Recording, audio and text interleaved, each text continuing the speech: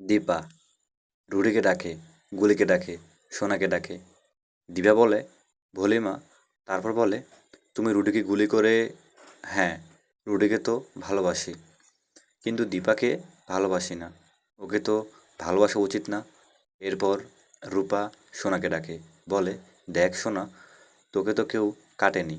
পরে দেখা গেল এটা ছিল স্বপ্ন। এরপর সূর্য সোনার কিছুকে কিছু বলে।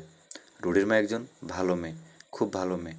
রুডির মা সবসময় আমাকে একটা মেয়ের মতোই দেখে। তারপরে রুডির মা বলে, হ্যাঁ ডাক্তার সেনগুপ্ত, তোমার সমস্যা আছে। আমার মেয়ে যেমন আমিও মনে মনে করি, সেও আমার মেয়ে।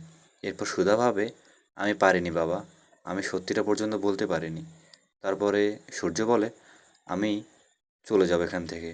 সূর্য চলে যেতেই সুধা বাবাকে জড়িয়ে ধরে। এরপরে ঘটনার পর সূর্যের মৃত্যু হয়। তারপর বাবাকে বলা হয়, এ তো সব নতুন।